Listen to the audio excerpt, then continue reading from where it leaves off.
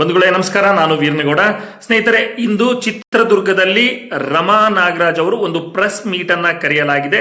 ಆ press meet ನ ಉದ್ದೇಶ ಏನು ಅಂತಂದ್ರೆ, ಈಗ ಸಾಮಾಜಿಕ ಹಿರಿಯ ಹೋರಾಟಗಾರ್ತಿ, ಮಹಿಳಾ ಹೋರಾಟಗಾರ್ತಿ, ನ್ಯಾಯಾಧೀಶರ ಮಗಳು ಮತ್ತು ಪತ್ರಿಕೋದ್ಯಮದಲ್ಲಿ ಮತ್ತು ಮಹಿಳೆಯರ ರಕ್ಷಣೆ ಬಗ್ಗೆ ಸದಾ ಹೋರಾಡ್ತಾ ಇರತಕ್ಕಂತಹ ರಮಾ ನಾಗರಾಜ್ ಅವರ ಮೇಲೆ ಚಿನ್ನಯ್ಯ ಏನು 200 ಕೋಟಿ ರೂಪಾಯಿಯ ಷಡ್ಯಂತ್ರ ಆರೋಪವನ್ನು ಹೊರಿಸಿದ್ದ, ಅದು ರಿಟ್ ಅರ್ಜಿ ವಜಾ ಆಗಿದೆ.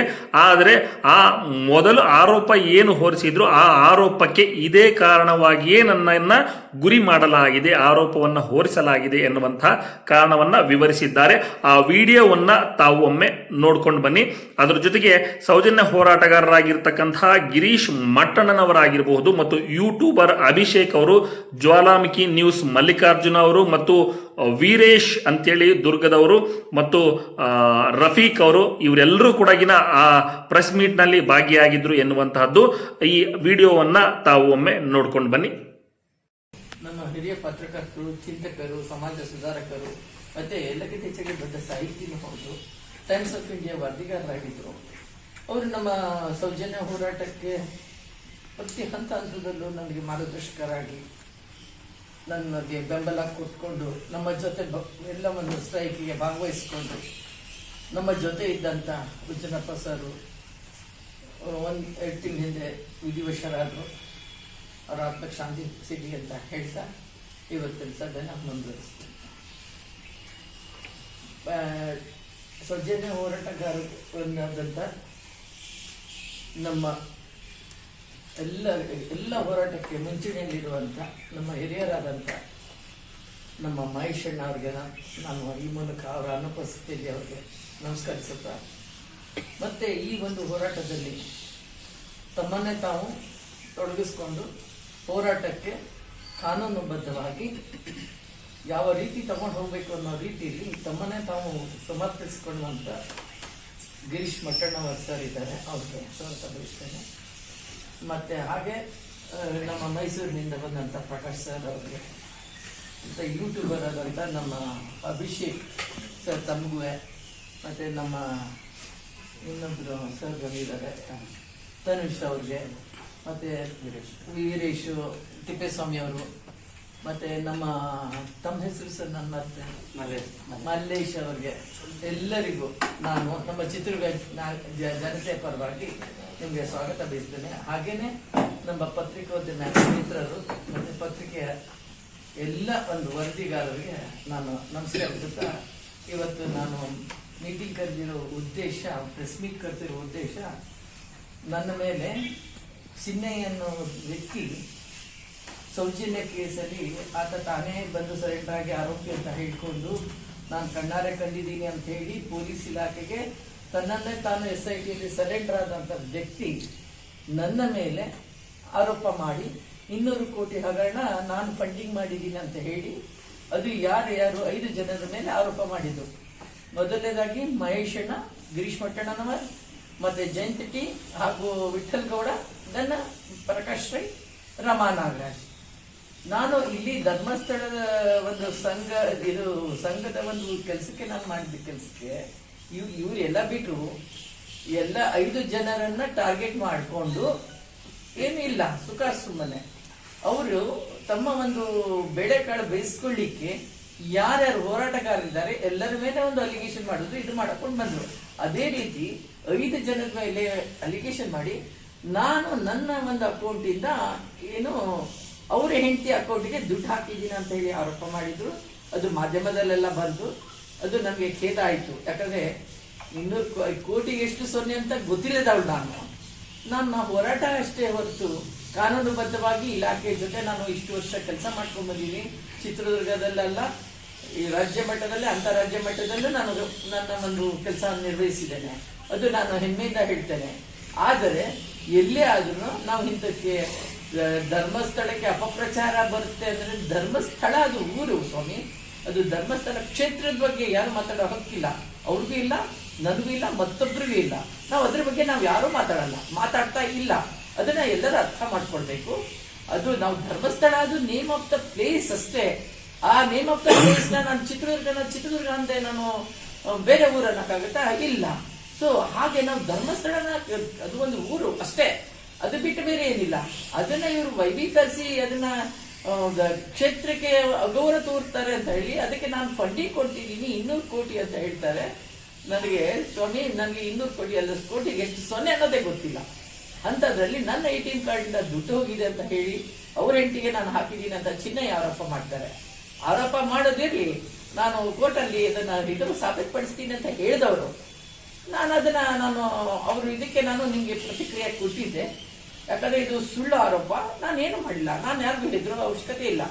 ನಾನು ಸರಿ ಇದ್ದಾಗ ನಾನು ಇನ್ನೊಬ್ಬರಿಗೆ ಹೆದರೋ ಅವಶ್ಯಕತೆ ಇಲ್ಲ. ಆಮೇಲೆ ಇದು ಆಗ್ಲಿಕ್ಕೆ ಇನ್ನೂ ಒಂದು ಮುಖ್ಯ ಕಾರಣ ಏನಂದ್ರೆ SKRDP ಇದು ನಾನು ನಿರಂತರವಾಗಿ ನಾನು ಹೋರಾಟ ಮಾಡ್ತಾ ಇದ್ದೀನಿ. ಅದು ಯಾಕೆ ಅಂದ್ರೆ ಅದು ಅವರು against the RBI rules and regulations they are going. ಆಮೇಲೆ ನಮ್ಮ ಹೆಣ್ಣು ಮಕ್ಕಳನ್ನ ಬೀದಿಗೆ ತಂದು ಗ್ರಾಮಾಭಿವೃದ್ಧಿ ಸಂಘ ಅಂತ ಹೇಳಿ ಮಾಡಿ, ಆ ಗ್ರಾಮಾಭಿವೃದ್ಧಿ ಸಂಘದಿಂದ ನಮ್ಮ ಹೆಣ್ಣು ಮಕ್ಕಳು ಬೀದಿಗೆ ಬಂದಿದ್ದಾರೆ.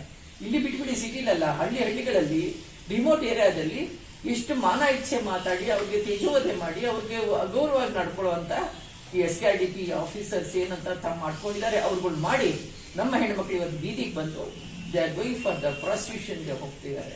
ಅದು ಒಂದು ನಮ್ಗೆ ಕಳವಳ. ಯಾಕಂದ್ರೆ ಒಂದು ಹೆಣ್ಣು ಒಂದು ತನ್ನದೇ ಒಂದು ಮರ್ಯಾದೆ ಬದುಕು ಜೀವನ ಮಾಡುವಂತ ಮಹಿಳೆಯರು ಇವತ್ತು ಈ ಮಟ್ಟಕ್ಕೆ ಹೋಗ್ತಾರೆ ಅಂದ್ರೆ ಅಸಹಾಯಕತೆ. Economically they are backward, economically they are helpless. ಅದೆಲ್ಲವನ್ನು ಉಪಯೋಗ ತಗೊಂಡು ಇವ್ರುಗಳು ಈ ರೀತಿ ಮಾಡಿದ್ರೆ ಸಾಲ ಅವ್ರು ಕೇಳಲ್ಲ, ಇವರೇ ಹೋಗಿ ಕೊಡ್ತಾರೆ. ಕೊಟ್ಟ ಮೇಲೆ ಆ ಸಾಲನ ಹೇಗೆ ರಿಕವರ್ ಮಾಡಬೇಕು? Through bank only they have to do. No, ಸಾಲ ಕೊಡ್ಬೇಕಾದ್ರೆ ಬ್ಯಾಂಕಿಂದ ಕೊಡ್ತಾರೆ, ರಿಕವರಿ ಮಾಡ್ಬೇಕಾದ್ರೆ ದಿಲ್ ಗೋ ಪರ್ಸನಲಿ. ನಾನು ಹೇಳೋದು, ನಾವು ಲೋನ್ ತಗೋತೀವಿ ಎಲ್ಲ ಬ್ಯಾಂಕ್ ಅಲ್ಲಿ, ಅದೇ ನಾವೇ ಹೋಗಿ ಕಟ್ತೀವಿ. ಯಾರು ಬ್ಯಾಂಕ್ನವ್ರು ಬರಲ್ಲ. Why this SKRDP? ಯಾಕೆ ನಾವು ಕ್ವಶನ್ ಮಾಡಬಾರ್ದ? ನಾವು ಕ್ವಶನ್ ಮಾಡಿದ್ರೆ ಅವರು ನಮ್ಮ ಮೇಲೆ ಇಲ್ಲಿ ಹಿರಿಯೂರಿನಲ್ಲಿ ಒಂದು FIR ಮಾಡಿಸಿದ್ದೀನಿ. ಮತ್ತೆ ಅನ್ಯಾಯಕ್ಕೊಳಗಾದಂತ ಒಬ್ಬ ಮಹಿಳೆಗೆ ನಾನು ನ್ಯಾಯ ಕೊಡಿಸ್ಲಿಕ್ಕೆ ಅಂತ ದಾವಣಗೆರೆ ಹೋದ್ರೆ ನನ್ನ ಮೇಲೆ ಅಟ್ಯಾಕ್ ಮಾಡ್ತಾರೆ. ಎಷ್ಟು ಜನ ರೀ? 50 ಜನ ಅಟ್ಯಾಕ್ ಮಾಡ್ತಾರೆ. ಏನ್ರಿ ಕಾನೂನಲ್ಲಿ ಇವ್ರಿಗಷ್ಟೇ ರೈಟ್ಸು, ನಮ್ಗೆ ಇಲ್ವಾ? ನಮ್ಮೊಬ್ಬ ಹೆಣ್ಮಗಳು, ಅದು ವಿಧವಾ ಹೆಣ್ಮಗಳು, ಅಸಹಾಯಕ ಮಹಿಳೆ. ಆಕೆ ತನ್ನ 20 ವರ್ಷದಿಂದ ಕಟ್ಟಿದ್ದ ಒಂದು ಉಳಿತಾಯದ ಹಣ ಎಷ್ಟು ಅಂತ ಕೇಳಿದ್ರೆ ತಪ್ಪ. ಅದನ್ನ ನಾವು ಕೇಳಿಕ್ ಹೋದ್ರೆ ನನ್ನ ಮೇಲೆ ಜಯಂತಿ ಅವ್ರ ಮೇಲೆ ಅಟ್ಯಾಕ್ ಮಾಡಿಸಿದ್ರು. ನಾನು ಅಲ್ಲಿ ಒಂದು FIR ಮಾಡಿಸಿದ್ದೀನಿ. ಅದನ್ನ ಮೊನ್ನೆ ಏನ್ ಮಾಡ್ತಾರೆ, 1.5 ತಿಂಗಳ ಹಿಂದೆ ಅದನ್ನ B ರಿಪೋರ್ಟ್ ಹಾಕ್ತಾರೆ ಸರ್ಕಲ್ ಇನ್ಸ್ಪೆಕ್ಟರ್. ನಾನು ಕೇಳಿದೆ, ಐ ಆಮ್ ದ ವಿಟ್ನೆಸ್, ನಾನೇ ವಿಕ್ಟಿಮ್, ನನ್ನ ಜೊತೆ ಈ 3 ಜನ ವಿಟ್ನೆಸ್ ಇದ್ದಾರೆ, ಯಾರ್ದು ಏನೂ ತಗೊಳ್ಳೆ, how come you will close that ಇದು ಚಾರ್ಜ್ ಶೀಟ್ ಮಾಡಿದೆ FIR ಇದನ್ನ ಕ್ಲೋಸ್ ಮಾಡ್ತಾರೆ. ಹೇಳ್ತಾರೆ ಕೋರ್ಟ್ ಅಲ್ಲಿ ಚಾಲೆಂಜ್ ಮಾಡಿ ಅಂತ. ಕೊನೆಗೆ I brought notice to the IG and SP. ಅವ್ರಿಗೆ ತಂದು ಇದನ್ನ ಮತ್ತೆ ಓಪನ್ ಮಾಡಿಸಿ ಚಾರ್ಜ್ ಶೀಟ್ಗೆ ರೆಡಿ ಮಾಡ್ತಾ ಇದ್ದೀನಿ. ಇದೆಲ್ಲ ಒಂದು ಏನಿದೆ ಕಾನೂನುಬದ್ಧವಾಗಿ ನಾವು ಹೋರಾಟ ಮಾಡ್ತಿದ್ದಾಗ ಇದನ್ನ ಅಸಹಿಸದ ಆ ಜನ ನನ್ನನ್ನ ಒಂದು ಇದರಿಂದ ಬಗ್ಗ ಪಡಿಬೇಕು ಅನ್ನೋ ದುರುದ್ದೇಶದಿಂದ ಈ ಚಿನ್ನ ಹಿಂಗೆ ಹೇಳಿ ಇವೆಲ್ಲ ಹುನ್ನಾರ ಮಾಡಿದ್ದಾರೆ. ನಾನು ಈಗೂ ಹೇಳ್ತೀನಿ, ಅದನ್ನ ನಾನು ಚಾಲೆಂಜ್ ಮಾಡ್ತೀನಿ ಅಂತ ತಮ್ಮ ಮುಂದೆ ಅವತ್ತೆ ಹೇಳಿದ್ದೆ. ಚಾಲೆಂಜ್ ಮಾಡ್ಲಿ ಮಾನ್ಯ ಹೈಕೋರ್ಟ್ ನಮ್ಮ ಒಂದು ಅರ್ಜಿನ. ಆಮೇಲೆ ಅಲ್ಲಿ ನೋಡಿ ಎಲ್ಲರ ಹೆಸರು ತಗೊಳ್ತಾರೆ, ರಮಾ ನಾಗರಾಜ್ ಹೆಸರು ಬಿಡ್ತಾರೆ. ಯಾಕೆ ತಗೊಳ್ಳಿಲ್ಲ ರಮಾ ನಾಗರಾಜ್ ಹೆಸರು? ನಾನು ಅದಕ್ಕೆ ಹೈಕೋರ್ಟ್ಗೆ ನಾನು ಒಂದು ಪಾರ್ಟಿ ಮಾಡಿ all of sudden Rama Nagaraj ಬರ್ತೀನಿ. ಎಲ್ಲಿಂದ ಬರ್ತಾರೆ? ಏನಕ್ಕೆ ಬರ್ತೀವಿ? ಏನಕ್ಕೆ? ಏನು ಲಿಂಕ್ ಇದೆ? ಏನಿಲ್ಲ. ಕೊನೆಗೆ ಅದನ್ನ ನನಗೆ ಉಚ್ಚ ನ್ಯಾಯಾಲಯ ಘನವತ್ತ ನ್ಯಾಯಾಧೀಶರು ನನ್ನ ನ್ಯಾಯ ಕೊಡಿಸಿದ್ರು. ನಮ್ಮ 5 ಜನಕ್ಕೆ ಆರೋಪ ಮುಕ್ತರು ಅಂತ ಹೇಳಿದ್ರು. ಏನು ಆರೋಪ ಮಾಡಿದ್ರು ಅದು ನಮ್ಗೆ ಏನೂ ಆಗ್ಲಿಲ್ಲ. ನಮ್ಗೆ ಕಾನ್ಫಿಡೆನ್ಸ್ ಇತ್ತು, ಯಾಕಂದ್ರೆ ನಾವು ಯಾರಿಗೂ ಹೆದರಬೇಕಾಗಿಲ್ಲ. ನಾವು ಕ್ಲೀನ್ ಆಗಿದ್ದಾಗ, ನಾವು within the frame of law ನಾವು ಕೆಲಸ ಮಾಡ್ತಿರ್ಬೇಕಾದ್ರೆ we never care anybody, we respect, we go our head to law of our Indian constitution ಪ್ರಕಾರ. ಹಾಗಿರ್ಬೇಕಾದ್ರೆ ಇವ್ರು ಏನ್ ಮಾಡ್ತಾರೆ, ಮತ್ತೆ ಏನ್ ಮಾಡ್ತಾರೆ, ಎಲ್ಲಿ ಅದು ಡೈವರ್ಟ್ ಮಾಡಬೇಕು. ಅದು ಯಾವುದು ನಮ್ಮ ಸೌಜನ್ಯ ಕೇಸಲ್ಲಿ 74 ಜನ ಅಲ್ಲ ಸರ್, 74 ಜನ ಮತ್ತೆ ಕುಸ್ಮಾವತಿ ಅವರು PL ಹಾಕೊಂಡಿರ್ತಾರೆ, ಪಬ್ಲಿಕ್ ಲಿಟಿಗೇಷನ್ ಅಂತ. ಅದು ಕೇಸ್ನ ಕಾನ್ಸಂಟ್ರೇಷನ್, ಜನಗಳ ಕಾನ್ಸಂಟ್ರೇಷನ್ ಡೈವರ್ಟ್ ಮಾಡಲಿಕ್ಕೆ they did all this game. ಆಮೇಲೆ ಜನತೆಗೆ, ರಾಜ್ಯದ ಜನತೆಗೆ ಅಲ್ಲ, ದೇಶದ ಜನತೆಗೆ ಇದನ್ನ ರಾಂಗ್ ಇನ್ಫಾರ್ಮೇಶನ್ ಕೊಡ್ಲಿಕ್ಕೆ. ನಾನು ಹೇಳೋದು, ಸ್ವಾಮಿ ನೀವು ಬನ್ನಿ, ನಾನು ಅವತ್ತು ಹೇಳಿದ್ದೀನಿ ಧರ್ಮಸ್ಥಳಕ್ಕೆ ನಾನು ಬರ್ತೀನಿ, ಅವ್ರು ಬನ್ನಿ, ನಿಂತ್ಕೊಳ್ಳಿ, ನಾನು ಆಣೆ ಮಾಡ್ತೀನಿ, ನನ್ನಿಂದ ಏನು ತಪ್ಪಾಗಿಲ್ಲ ಅಂತ. ಅವರು ನಾವು ಏನು ತಪ್ಪಾಗಿಲ್ಲ ಅಂತ ಅವರು ಆಣೆ ಮಾಡ್ತೀವಿ. I will challenge it. ನಾವು also I will challenge in future also I will challenge. ನಾವೆಲ್ಲ ಟೀಮು ಸೌಜನ್ಯ ಹೋರಾಟಗಾರರು, ನಾವ್ ಯಾವತ್ತು ತಪ್ಪು ಮಾಡಿಲ್ಲ, ತಪ್ಪು ಮಾಡೋಣ ಬಿಡೋದಿಲ್ಲ. Will fight against that. ಈಗ ಉಚ್ಚ ನ್ಯಾಯಾಲಯಕ್ಕೆ ನಾನು ಅಭಿನಂದನೆ ಸಲ್ಲಿಸ್ತೇನೆ. ಹಾಗೇನೆ ಆ ಒಂದು ನನ್ನ ಕೇಸನ್ನ ಇಷ್ಟರ ಮಟ್ಟಿಗೆ, ನನ್ನ ಕೇಸ್ ಅನ್ನೋದಕ್ಕಿಂತ ನನಗೆ ಹರ್ಟ್ ಆಗಿದ್ದು, ನಾನು ಇಂಡಿವಿಜುವಲ್ ಆಗಿ ಹೇಳ್ತೀನಿ, ನನಗೆ ಮುಟ್ಕೊಂಡ್ರೆ ನಾನು ಮಾತ್ರ ಯಾರನ್ನು ಬಿಡಲ್ಲ. ಅಂದ್ರೆ ನನ್ನ ವಿಷಯಕ್ಕೆ ಬಂದ್ರಲ್ಲ, ನಾನೊಬ್ಬ ನ್ಯಾಯಾಧೀಶ ಮಗಳು, ನಮ್ಮ ಮೈ ಎಲ್ಲರ ರಕ್ತ ಹರಿತಿದೆ ಅಂದ್ರೆ ನಂದು ಜುಡಿಷಿಯಲ್ ಬ್ಲಡ್ ಹರಿತಿದೆ. I say with proud. ಯಾಕಂದ್ರೆ ನಮ್ಗೆ ನ್ಯಾಯ ಬಿಟ್ರೆ ನಮ್ಗೆ ಏನು ಕಲ್ಸಿಲ್ಲ ನಮ್ಮ ತಂದೆಯವರು, ನಮ್ಗೆ ಸಂಸ್ಕಾರ, ನನ್ನ ಗಂಡನ ಮನೆಯವರು ನಮ್ಗೆ ಅದು ಕಲ್ಸಿಲ್ಲ. ಅದು ಆಲ್ ಆಫ್ ಸಡನ್ ಹಿಂಗೆ ಹೇಳಿಬಿಟ್ರಲ್ಲ, ಎಷ್ಟು ಬೇಜಾರಾಗತ್ತೆ. ಒಂದು ಹೆಣ್ಣು, ಒಂದು ಹೋರಾಟ ಮಾಡುವಂತ ಹೆಣ್ಣು ಹಿಂದಕ್ಕೆ ಸರಿಬೇಕು ಅಂತ. ಸ್ವಾಮಿ, ನೀವ್ ಏನೇ ಮಾಡಿದ್ರು ಹೆಣ್ಣು ಮಕ್ಕಳು ಹೋರಾಟಕ್ಕೆ ಇಳಿದ್ರು ಅಂದ್ರೆ ಅವ್ರ ಮೈಂಡ್ ಸೆಟ್ ಇತ್ತು ಅಂದ್ರೆ, ಹಾನೆಸ್ಟ್ ಆಗಿದೆ ಅಂದ್ರೆ, ವಿಲ್ ಫೈಟ್ ಇಲ್ಲ ಒಂದು ಡೆತ್. ನಮ್ಮ ಡೆತ್ ಆದ್ರೂ ಸರಿಯಾಗಿಲ್ಲ, will fight for the justice and especially for Soujanya ಜಸ್ಟಿಸ್ಗೆ ನಾವು ಹೋರಾಟ ಮಾಡ್ತೀವಿ. ಆಮೇಲೆ ಇದಕ್ಕೆ ಎಲ್ಲಾ ಸಹಕರಿಸಿದ ಮೊದಲು I should special thanks to our Brinda Guruvar who has, ಅವರು ನನಗೆ ಸುಪ್ರೀಂ ಕೋರ್ಟ್ ಅಡ್ವೊಕೇಟ್ ದೆಹಲಿಯಿಂದ ನನಗೆ ವಾದ ಮಂಡಿಸಿದ್ರು ಉಚ್ಚ ನ್ಯಾಯಾಲಯದಲ್ಲಿ. First special thank to our madam.